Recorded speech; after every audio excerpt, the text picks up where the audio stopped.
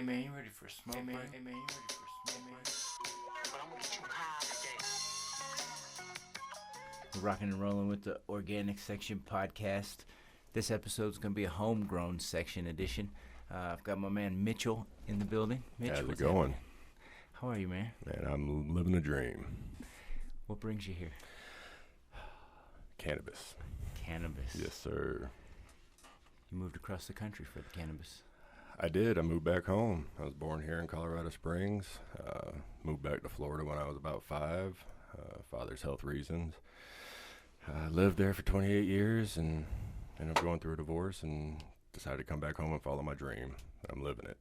Which is cannabis. Absolutely. Tell them what you do. Currently, I'm a bud tender, legal street pharmacist. But I've medical grower 2 years when I first came back. Loved every bit of it. Went onto the front side of things, selling it, and that's where it is. Growing's going to be my hobby, but selling it, getting the medicine out of the people is my jimmy jam. What's it like with the people? Oh, it ranges the gamut, man. You get, everyday people, you get business people. I had a patient that, worked on the LRC, the Large Hadron Collider, car salesman, transients, just a little bit of everybody.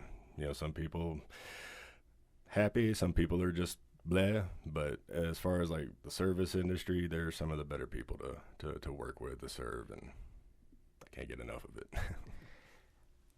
How do you like helping them? Well, a lot of our patients, they come in and, they got the terminal illnesses, cancer, leukemia, been in car accidents. They're just, completely jacked up from, head to toe, and, they may not even smoke it or can smoke it, but they, we got topicals, gummies, drinks, juices, syrups. Hell, we got Crystal Light packets you can throw in water. It's a major advancement. The science is getting crazy. Like eating the edibles, it's a different compound than when you smoke it. You smoke it, it turns into Delta-9 THC. When you eat it, it gets into your processed by your liver and turns into 11-hydroxy THC, and it's just a longer, stronger, more intense compound of the THC molecule. And the scientists have gotten it to be water soluble because normally it's fat soluble. And now they're getting gummies where it hits you in 10-15 minutes. Explain what that means, fat soluble and water soluble. Okay, so THC, when you grow it and you take a bud off, you can throw it in water, wash it, just short of scrubbing it, everything will stay intact. Little trichomes, be right on there. Dipping in some oil, all that's coming off. When I was a grower and you doing like the de-leafing, working in the plants, get sticky as all, just can't touch anything. Coconut oil, vegetable oil, oil-based products, get that off real quick. Back in the day, whenever you go eat a edible, be it a brownie or gummies or whatever, they'd say, oh yeah, go eat a fatty burger or some chicken wings or something beforehand, because it gets the grease and the fat down in there and helps it bind and really do its job. And now you ain't got to do all that, and it's almost better on an empty stomach. Almost like an emulsifier for fat. Exactly. And they've got it now where none of that's necessary. No. Huh. No. And it wasn't really necessary in the past. It was just, it aided it, sped it up by another 10-15 minutes. But now, with the ability to get it down to 10-15 minutes period, the patients can get their medicine in and get relief quicker. And it's...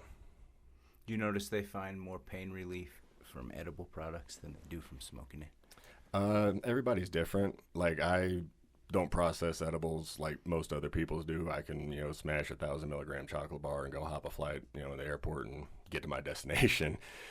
Some people, they can eat 10 milligrams and be just dead to the world. So everybody's different. I think it doesn't really matter how you ingest it. It's all based on what terpenes and the cannabinoids that are in the weed that are getting into your system, like CBD, CBC, CBG, THCV, THCA, all that kind of good stuff. And each one of those is affected differently.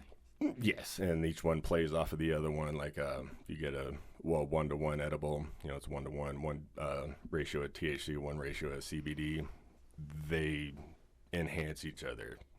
They're good on their own, but they're better together. They call that the entourage effect. Yes, exactly. And then I've just been I nerd out on this stuff daily, and I've just been starting to get into finding out about like the CBC, the CBG. Those are good, not necessarily psychoactive, but really good for anti-inflammatory. The CBG is good for like neuropathy or nerve pain, nerve damage. I have a pinched nerve in my neck that I've been dealing with for about the past 6 years, and it's pretty much all but gone away with some physical therapy and finding the right, compounds to put in my body, and it's wonderful. Have you heard anything about the testing that they do for specific, it's biochemical testing that they do specific to your genes, and then it comes out with a printout that lets you know kind of what to look for in bud strains? I have not heard of that. That's amazing. I think it's called endocannabinoid research or something. Okay, yeah, because your body's littered with your endocannabinoid system and stuff like that, so it makes sense. Yeah, this is like a lab draw. They take your blood and then they figure out what would work best for you. Right. Yeah, no, that makes sense. I'm gonna have to. You gave me another thing to go down the rabbit hole with later. I'll tell you about it a little later on. So what's plant life? What's a day in the life of a grower? Oh, hot, sweaty. And from what I understand, long.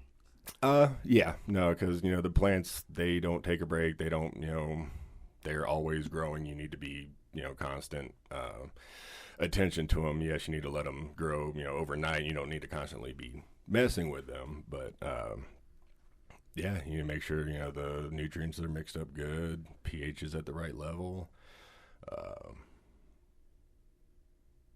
Got to look at them every day. Yeah, you got to look at them, make sure that you get all the diseases and deficiencies worked out, and if you got a good grow, which the grows I did were fairly decent, didn't have a whole lot of bugs or aphids or nitrogen burn or anything like that. And then on a bigger scale grow, you pretty much have a plant in every stage of its life. From cloning to vegetation to mothers to flowers to, week 1 flower to week 8 flower. So you pretty much have something to do every single day. And, growers are there 365 days a year. They don't take any days off. It's a 14-hour job, isn't it? It can be. Yeah. We did 8-hour days, but we also had split shifts. So we were able to not be there for all day. Have you noticed the growing pattern of the plant is different here in Colorado than it was? Did you try it elsewhere? I grew a couple closet plants down in Florida. Nothing. I think I spent maybe $120 total, lights, nutrients, soil, like everything. It was a very, very beginner grow. Growing up here indoors is very comparable to growing pretty much anywhere else where it's like California, Florida, Texas, Mexico, all the warm tropical places. But growing outside here, I don't recommend it. No, it's too dry. I almost think the sun's a little bit too harsh, just because we're so high up, the atmosphere is less. But less humidity too.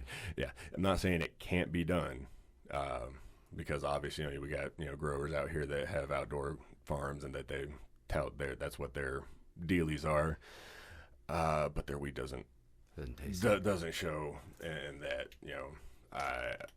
indoor up here or any place where it's not ideal, like the tropical areas, indoor all the way. I noticed here that I had to do less IPM indoor than I did like in a humid climate. I didn't have as many trouble with mites here. Well, you have a lot more control over the environment. When you're growing outside, you're just left up to Mother Nature. When I first moved up here, I remember seeing in the news a farm got just wrecked with hail, like just absolutely destroyed. And it'll wreak havoc on those. It'll tear those all to pieces. Yeah, but I mean, you can put the little nets above them, but you start getting those, golf ball size hail pieces they're going through, it don't matter. And if you're listening from somewhere, you could say we're in a spaceship on cloud nine somewhere. But if you're somewhere where this isn't the way of life that you're accustomed to, I will let you know that in the state of Colorado, it's legal, right, for every citizen to have 6 plants without any kind of 12. 12 plants. If you sign up for a membership at a dispensary, they take 6 of those, just so that they can have those 6 to grow your weed. But every citizen in the state of Colorado, as far as I understand, and I am no authority on this, but as far as I understand, can grow 12 plants personally. Without a license. Without a license. Just in case you were wondering why we were talking so freely on the subject. It's because here we're spoiled. We're spoiled rotten, actually. This state is probably one of the best for this type of facts. Industry, medicine business, any of that type of stuff. One of the best. Yeah, California, I haven't been there, I haven't experienced it. I've heard stories and experiences, and it's more Hollywood, glitz and glam, name brand, stuff along that line. Not saying that's not here as well. Florida, I grew up in Florida. Their medical program is completely whack. And you wouldn't think that with Florida. Excuse me. We have here in the state of Colorado, recreationally, you can get up to 1 ounce a day. It's 28 grams of flour. Believe it's 4 grams of concentrate. I'm not sure. But I know for a fact that's 28 grams of flour you can get recreationally. Come here out of state, show a valid state ID at a recreational dispensary. No medical license. Yes, not all dispensaries in Colorado are recreational. That is a big misunderstanding. Get people come in, all over the country thinking, oh, we're going to Colorado, it's legal there. Yes, but no. Yes, and. The city of, yes, and, exactly. The city of Colorado Springs, unfortunately, is only medical only. So you can't just, walk into a dispensary, show your ID, and, pick up a joint or something like that. You can, though. There is a plus side of cannabis tourism for here. You can go to a retail dispensary, but we'll let you know on the front end, before you make the trip, bring an extra bit in your budget for taxes and the carrying fees that they hit you with, because it's probably about, as a bud tender, third, right? If I'm thinking where you're thinking of, the tax rate there is 33%. Out the door. Out the door. And that's gross. It's ridiculous. I'm saying that's on the gross of the purchase.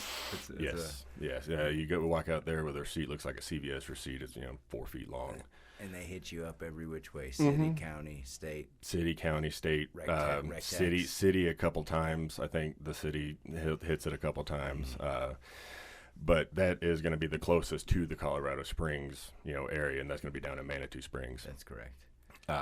There are other options not far away, within an hour, down to Pueblo.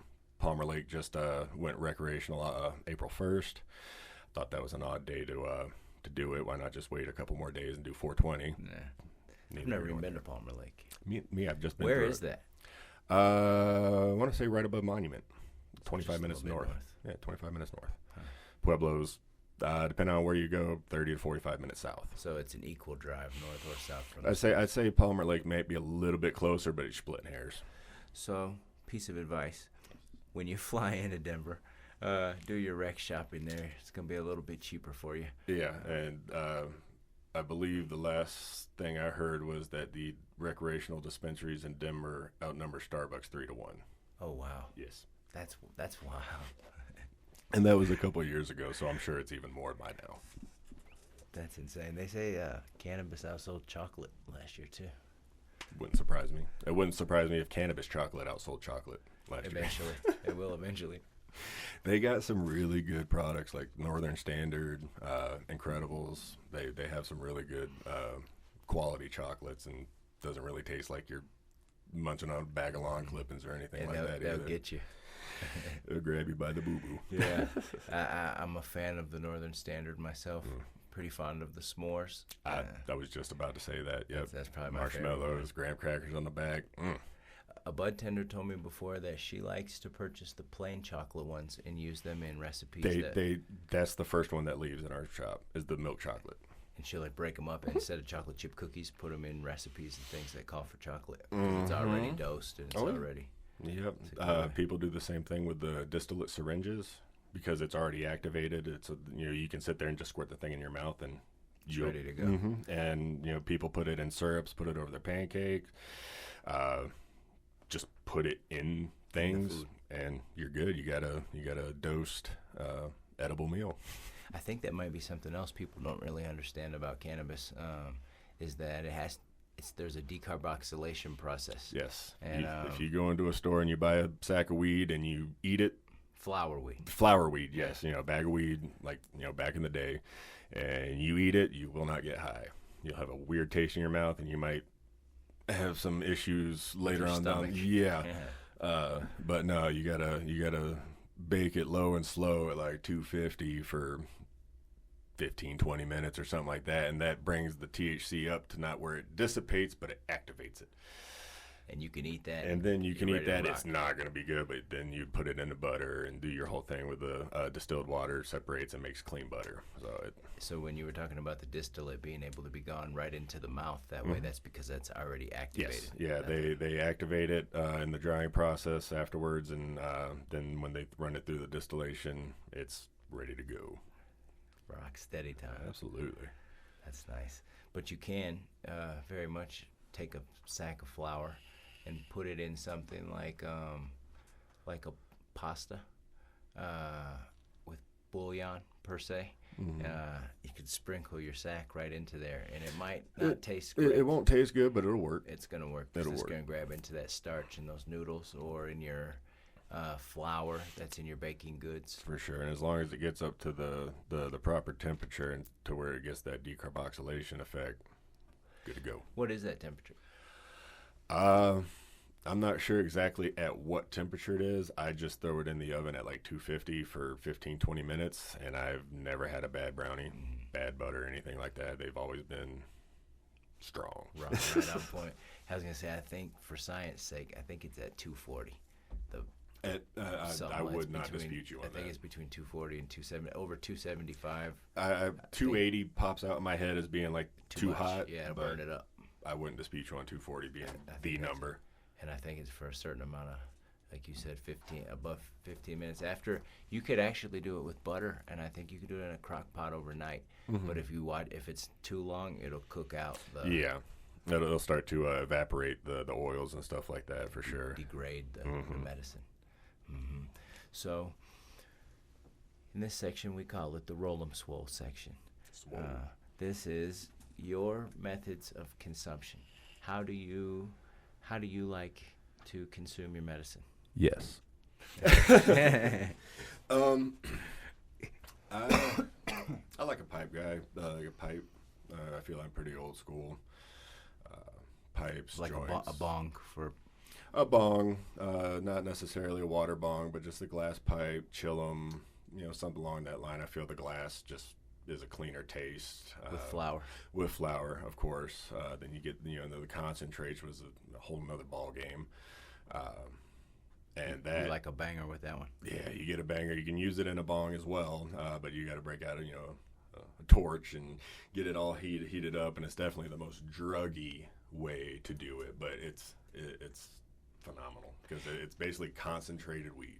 And for those that don't understand what he's talking about, a banger is a glass pipe used to consume concentrated marijuana.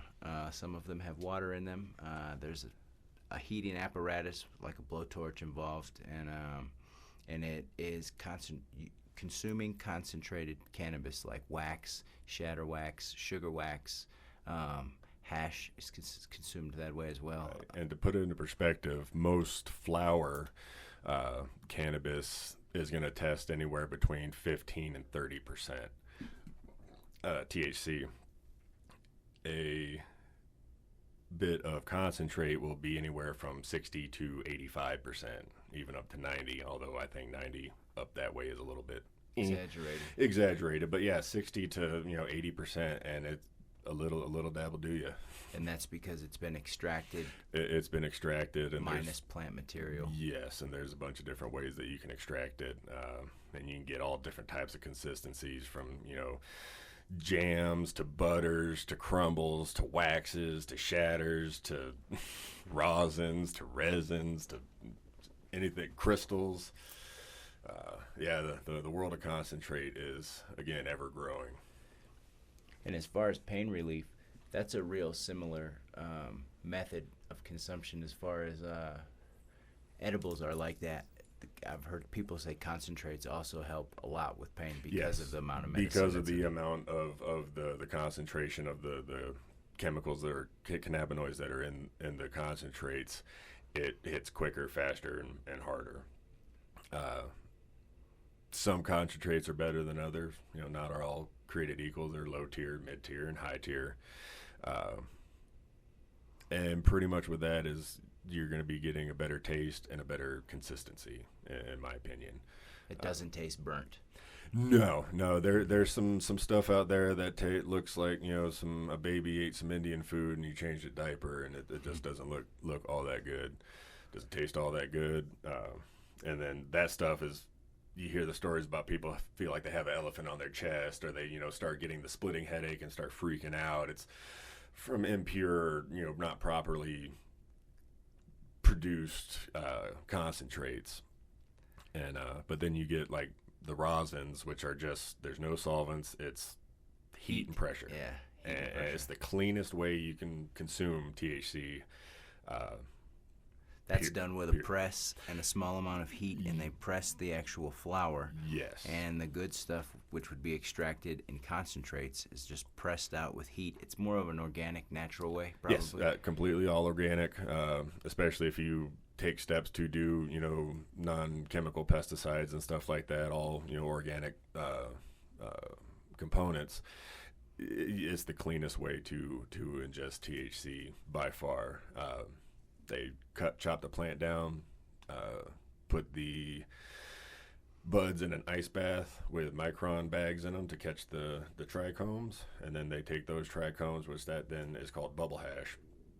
And they take those trichomes, put them in another smaller micron bag, looks like a tea bag, and then they have a little hydraulic press that gets up to 175, something along that line, just enough to liquefy the oils that are in it, and it just drips down the wax paper, and it's tasty. It's sexy. It's tasty. Yeah, it's a very satisfying process to watch. Absolutely. And I've been talking with some of the guys that are doing it, and they're just as nerdy as me, and you just see their eyes light up, and their smile go from ear to ear, and you're like, okay, they know what they're doing, and they like it. We're going to get a good product. It's the gold of the 2000s.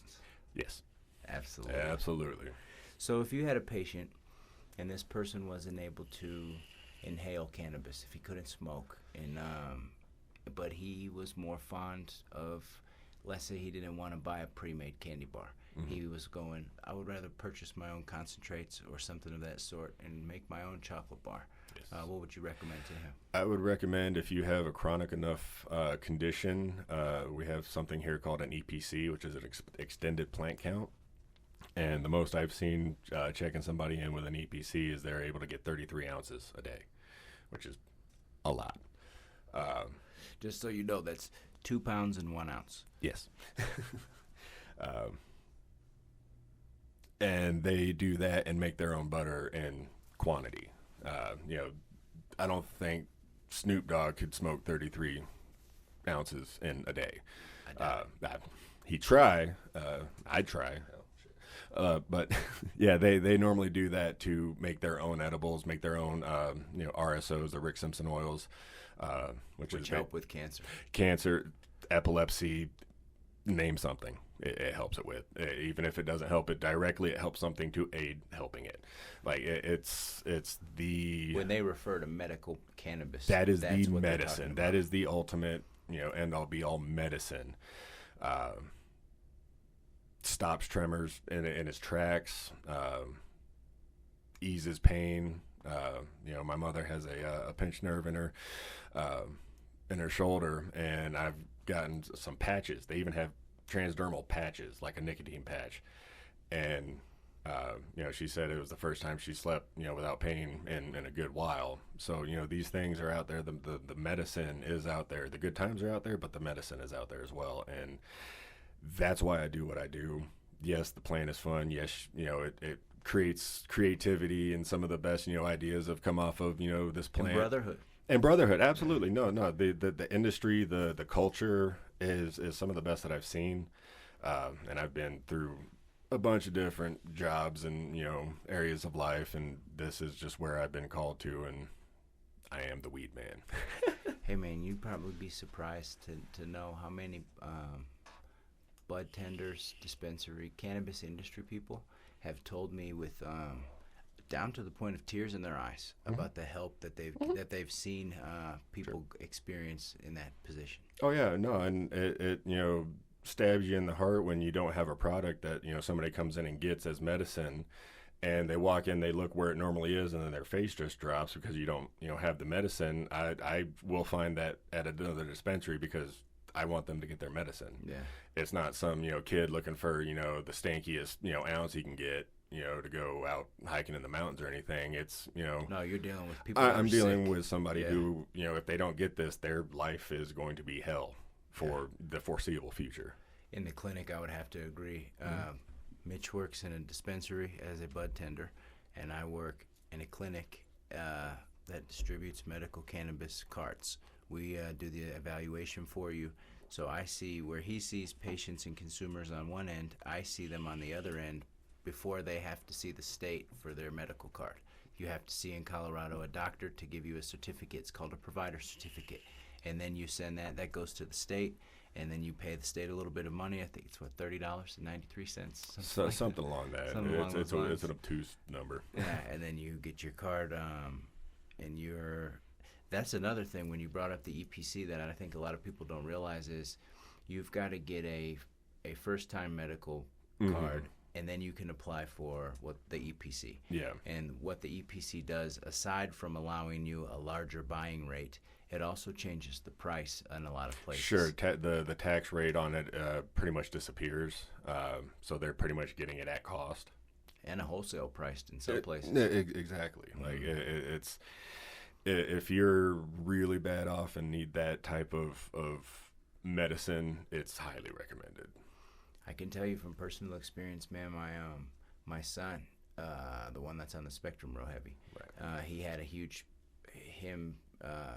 being accepted here in Colorado into some of their programs for his autism. The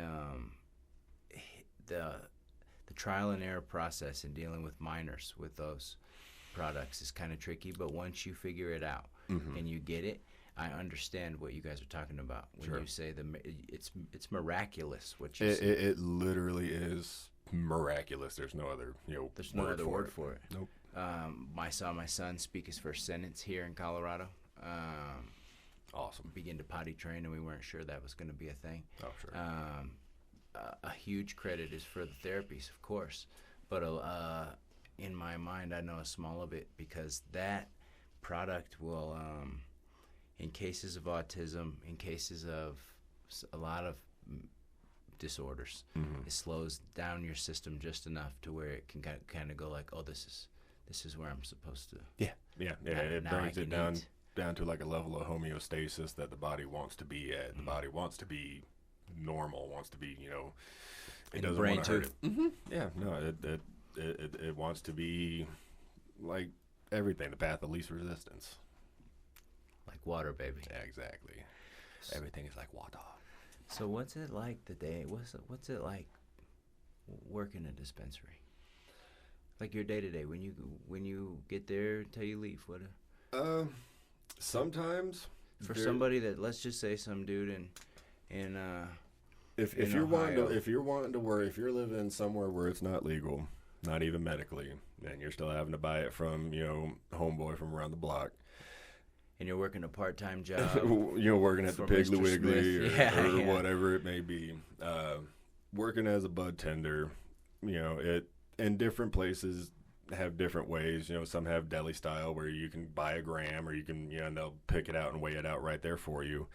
The place I work at, we pre-package, but we weigh it out in store, and it's not sealed, it's anything, so it's all weighed out correctly, and we always do a little bit more than just because it's what you do, and so you're weighing out weed, some things never change. No, never.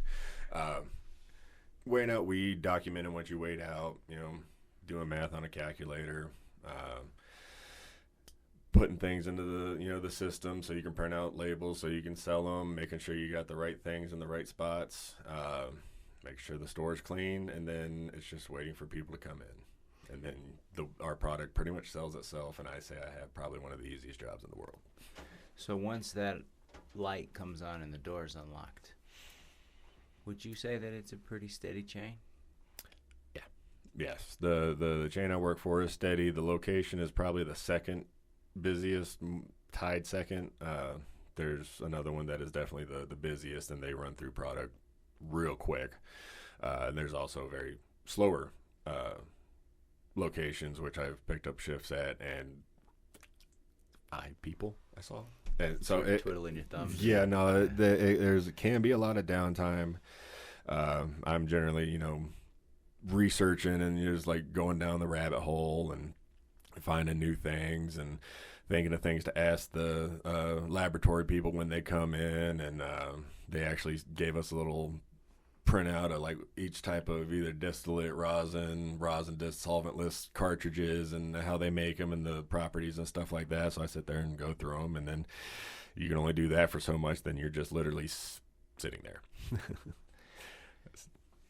What do you think about the different structures of dispensaries here in Colorado? Because some of them are equal to a cannabis store, like an iPhone store. Yeah. When you walk in and you see the way it's laid out, and they're decorated, and you can tell like, oh, this is kind of corporate. Sure. And some of them, all the way down mom and pop. You can tell it's two dudes that went, hey man, we're gonna open a dispensary. Yeah, some Cheech and Chong type of deal. Yeah, no, I've been to those. I've been to the iPhone stores. Been to everything in between. They each try to find their own little niche, and it's fairly easy. Some people, they miss it by a mile, but cannabis, you can pretty much find and market. Such a hybrid. Yeah, and it sells itself. Like if you have a good product, I just say, hey, look at this. They're like, I want that. Mm-hmm. Some people will be like, oh yeah, well, like, what does it taste like? I'm like, well, it's got gassy on the back end or a little bit of cheesy with some foot, and they're like, that's amazing. Why we like cheesy with a foot, I don't know, but it's perfect. And it literally just sells itself. So what would you recommend to somebody that came out here on vacation and said, hey, honey, since we're here in Colorado, let's get us a bag of cookies and smoke a joint like when we were in high school? Google recreational weed. Don't Google dispensaries because it'll show you medical and all that. Just pay attention to med or rec. That if you're on vacation, on a weedcation, pay attention to med and rec, and it'll save you a lot of gas, time, and driving. What should they expect when they go in there? When you go into a rec dispensary, you go in, hand them over your ID, your state ID. If you've been there before, you probably have a profile. Most of them do like points and stuff like that, where you spend so much, you'll get points, and you take dollars off. They'll probably ask you to sign up for their rewards program. Send you texts. Exactly. I'm still getting texts from recreational places that I've been to before I got my med card and all that. So they're nothing if not persistent. And then once you have a bud tender lined up, because you can at least in medical you can only have one patient per bud tender in the room. So whenever they're ready, they'll call you back. They'll ask you, what you're looking for. What are you trying to get out of it? You want more of a cerebral, heady, giggly high? Or are you trying to go to sleep and like just watch movies all day and eat some good food, and try and figure out what your needs are, and then guide you in the way. But in the end, the customer's always right, in matters of taste. So whatever they want, absolutely. Whatever Lola wants, Lola gets. Exactly. So for somebody who'd never been, or even for somebody who goes often, as a bud tender, what would you say is proper etiquette for a consumer while in your establishments? Ask to handle the bag. Just ask. Don't go sticking your nose into the jars, the bag. Don't go ripping open bags or anything like that, which not many people do. Most people have the common courtesy, but there are people, oh, that's awesome, and they rip it open. It's like, bro, come on.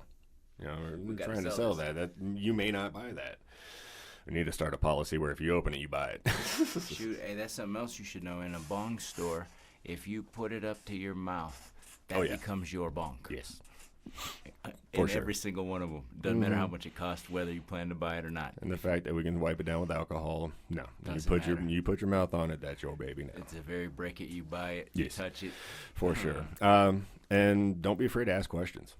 Like, what is this weed like? Most bud tenders, yes, there are some there just for the paycheck, and they don't, they're not bout it, as the kids say. But most bud tenders love what they do, and they love helping other people understand. Everybody's like, oh, I'm sorry for asking all these questions. I'm like, stop saying you're sorry. I'm digging it. Like, this is what I live for. I am enjoying this. Like, I'm not sitting here, oh, this person won't shut up. Okay, go away. So it's pretty safe to say that a large majority of the people in the cannabis industry are in that industry because they're either passionate about the plant, the business, helping people of some sort. They love the job some way. Yes, yeah, no, absolutely. And, I've been on the growing side of it. I've been on the selling side of it pretty much everywhere, but managing and like marketing or packaging or anything like that.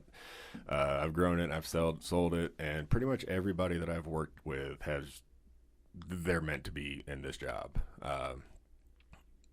Growing is a hobby of mine now. I don't think I necessarily want to do it for, my job. I much prefer interacting with, my patients. Yeah. And getting to just talk about weed all day. You're a sativa guy, indica guy? It's funny. We were just talking about this yesterday at work. I started off as a sativa guy. In my younger days, I was, always out. It's like my coffee. As I'm getting on, the other side of my 30s, I'm slowly moving into the hybrids and to the indicas because, the check engine light's starting to come on and things are starting to hurt. But yeah, no, I definitely, a nice hybrid, nice 50-50 hybrid's gonna do me right. Pretty tasty, those hybrids. Yeah, good. Honey buns, GG4. Something along that line. Those are good things. Yeah, that honey bun's pretty good. It's a giggly one. It is. It's a really nice, rock hard, dense nugs. Doesn't smell or taste anything like honey buns, if you're wondering. But yeah, no, it doesn't put you in the couch. Doesn't just knock you out. You feel good, tingly all over, and everything's right with the world. What would you recommend for dosing edibles? Dosing edibles, low and slow, like smoking meat. Low and slow. If you've never done it before, take half of whatever dose you got. Recreational is going to be lower dosing. I think max is like 100 milligrams per package, which goes down to about 10 milligrams per serving. I've had patients that say, oh, this bag will last me, a month and a half because, I only need 5 milligrams and it does what I needed to do. And then there's people that are in weekly because they need that much more, that they have that tolerance built up. But yeah, low and slow, find out, and if it's just a regular edible, wait an hour. Because the old school way is it's going to take a little bit to get in and do its thing. It's got to digest, baby. Yes. If you get one of the Wana Quicks, they take 10-15 minutes, so wait half an hour, see how you feel, take the other half of the dose. I consider myself a professional when it comes to consuming, and I try to push my limits sometimes, and love that you can OD on this product. So it and that's another good thing. It's like if you don't know, you're probably either going to sleep for 23 hours or you're just going to watch all the movies that you have in your collection. And if you freak out, just a word from the wise, just breathe. Just breathe it out. Get you a little something to eat. Get you some water. Try to walk around and get water some is the biggest thing, especially up here in this dry climate. Water. Especially if you're on vacation, altitude sickness is a bitch. Yeah, and it'll get you, and you won't be able to breathe. You'll feel like you're dying. But just wait it out like a bad roller coaster. Just wait till it's over, and try to think of something positive, and it'll ride its way out. Hell yeah. Hey Mitchell, man, it's been great having you come through the Organic Section podcast and talk homegrown subjects with me. Oh, absolutely. Honor was all mine. I enjoyed myself. And you're welcome back anytime, man. Sure. Yeah. Come Just by. let me know. Absolutely, man. Thanks again. It's been my pleasure. For sure. Take care, everybody. You too, bro.